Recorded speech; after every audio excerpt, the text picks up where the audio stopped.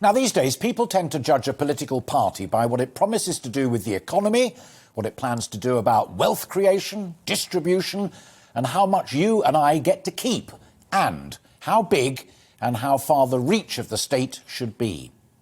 A budget, and indeed a reaction to it, tend to give a unique glimpse into the state of politics, and Rishi Sunak's on Wednesday was a classic of the kind. Toward the end of his budget speech, the Chancellor asked, "Do we want to live in a country where the response to every question is, what is the government going to do about it? Where every time some new challenge emerges, the answer is always, the taxpayer must pay? Or do we choose to recognise that government has limits?" Well, the earlier parts of Sunak's budget and the spending review seem to give the thumbs up to the first part of that question. For now, he would be spending big and taxing hard. The only real handout was to the very poorest via the reform of the universal credit taper. That's how people can keep more of what they earn as the clawback is slowed down. To be fair, businesses got a partial rate cut, but a hit with higher corporation tax and, of course, that hike in national insurance payments that we all face. So, in every other respect, it was a big state, big government and higher tax budget. Many commentators said the shift was so great, it was actually a budget that Gordon Brown could have delivered. And intriguingly, Sunak's chief lieutenant, the chief secretary to the Treasury, Simon Clarke, admitted it was, and I quote, a philosophical shift. The state had an important role to play in developing and delivering government policy priorities.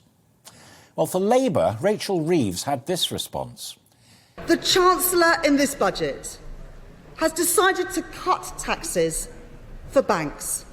So, Madam Deputy Speaker, at least the bankers on short-haul flights sipping champagne will be cheering this budget today. She also accused Sunak of living in a parallel universe, arguing that the government had failed to help households grappling with sharp rises in energy bills, higher food prices and inflation that's set to rise above 4%. All of that traditional Labour stuff. But she also said, and I quote, governments have to tax fairly and spend wisely. That is a sea change from the days of Jeremy Corbyn, and a profound assertion on what Labour is now about. With the Tories spending big and taxing big, a hint of a little fiscal caution for Labour might not go amiss behind the red wall and perhaps across the whole country.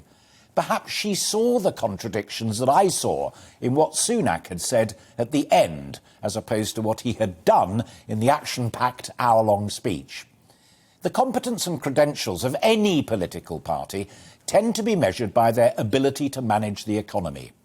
Labour's poll rating on managing the economy is slowly improving. The Tories is slipping.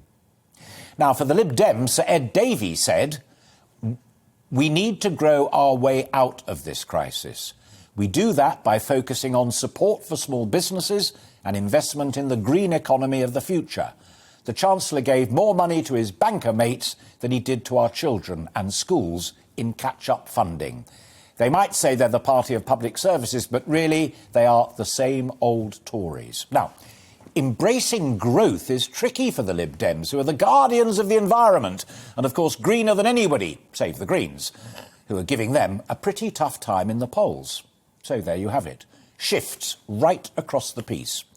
To be fair, Sunak also said, and I quote, we need to make the moral case for a smaller state, and even assured nervous backbenchers that evening that every marginal pound in the future needs to go toward lower taxes rather than increased spending. So, in a sense, he was standing there saying, I am a Thatcherite in waiting.